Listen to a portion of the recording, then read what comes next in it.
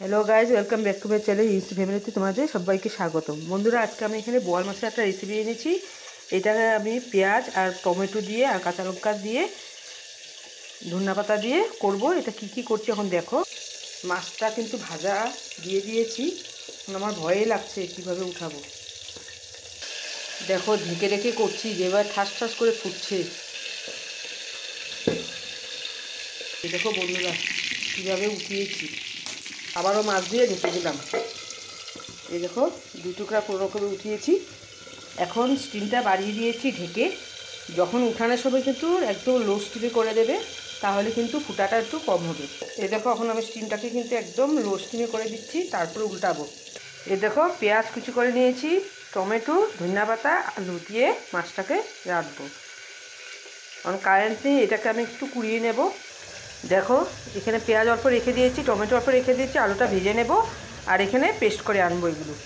আদা সব নিয়েছি, টমেটো আছে, আদা আছে, আর এখানে কাঁচা লঙ্কা আছে, আর পেঁয়াজ আছে। এই চারটাকে একসঙ্গে পেস্ট করে আনছি। এই দেখো বন্ধুরা, এখানে পেঁয়াজ, টমেটো, আদা আর কাঁচা লঙ্কা একসঙ্গে পেস্ট করে আনলাম। আর এখন আলুটাকে ভেজে নেব। এখানে ধনিয়া পাতা কেটে রেখেছি। এখন কড়াইয়ের মধ্যে তেল দিয়ে দিলাম।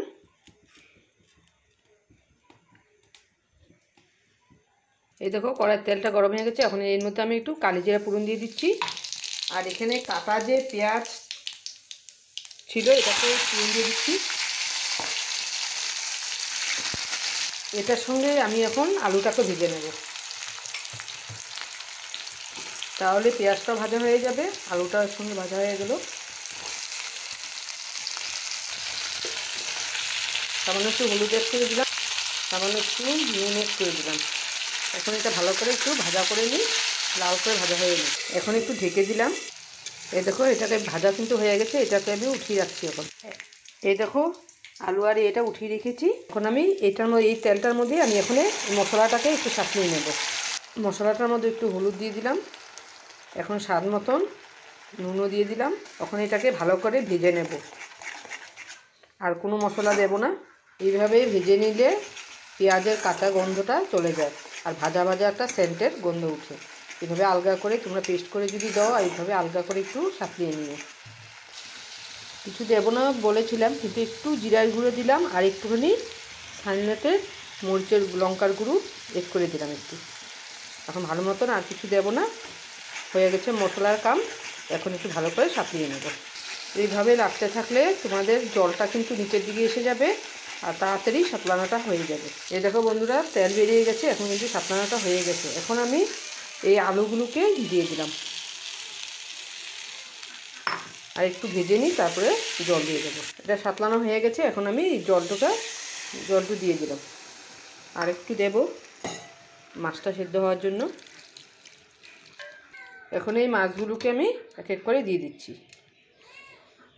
বোয়াল মাছ যেহেতু বেশি পাতলা করা যাবে না। এই দেখো মাছগুলো সব দিয়ে দিলাম। এখন একটু সেদ্ধ করার জন্য ঢেকে দেব। স্টিমটাকে একটু বাড়িয়ে দিলাম, অল্প ঝোল ঝোলে রাখবো। নামানোর আগে একটু ধনিয়া পাতা এড করে দিলাম। এখন তোমাদেরকে নামিয়ে দেখাচ্ছি। এই দেখো বন্ধুরা, বোয়াল মাছের রেসিপি রেডি হয়ে গেছে। এভাবেও বানিয়ে খেতে পারবে। অনেকে তো সর্ষা দিয়ে ভাপে করো, এভাবেও বানিয়ে খেতে পারবে।